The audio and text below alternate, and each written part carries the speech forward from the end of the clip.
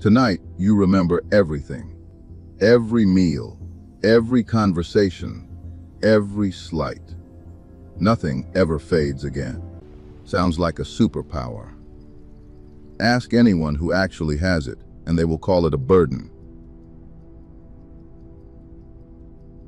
Because forgetting is not a flaw in your brain. It is one of its best features. And when it stops, you do not become a genius. You become trapped.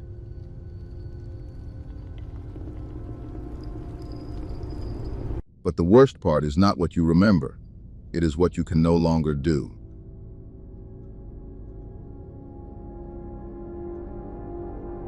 Right now, your brain is deleting things on purpose.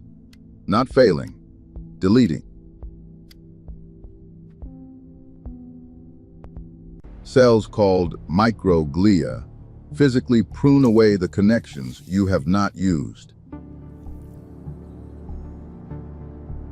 An unused memory is expensive to keep, so your brain treats it as clutter and clears it. In 1885, Hermann Ebbinghaus measured how fast this happens. The curve drops steeply.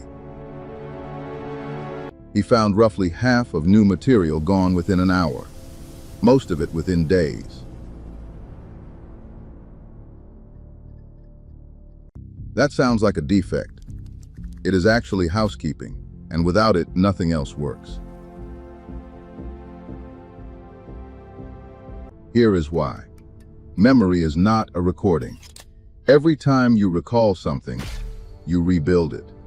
In memory's fragment of those foul, your brain keeps the gist and throws away the noise. That is how meaning gets made. Forgetting the details is what lets you see the pattern. Generalize, categorize, think in ideas.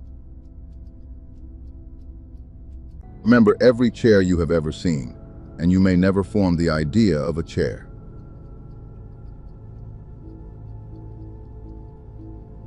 You would drown in specifics, unable to say what any of it actually means.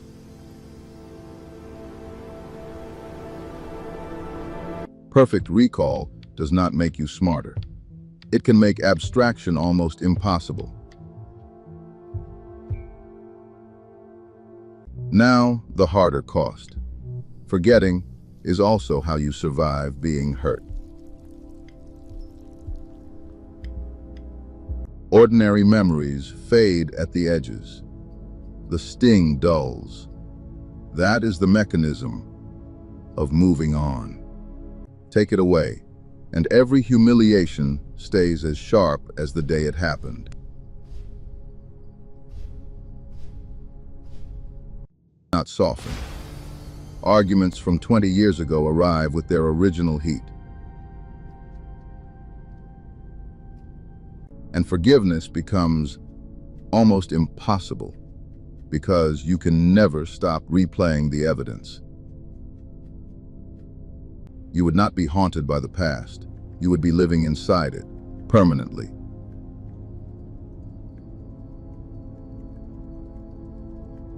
And this is not hypothetical. A small number of people live exactly this way. In 2000, a woman named Jill Price wrote to a memory researcher in California.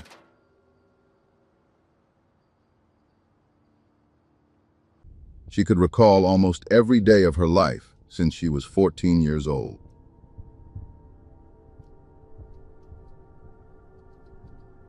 She did not call it a gift. She called it exhausting and completely relentless.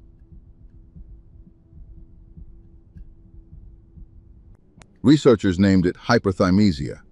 By 2011, they had confirmed only 22 people. Decades earlier, a Russian journalist, Shereshevsky, could not forget either. He struggled badly with abstraction. So would you take it? Perfect memory, no way out. Be honest below. Until next time, imagine further.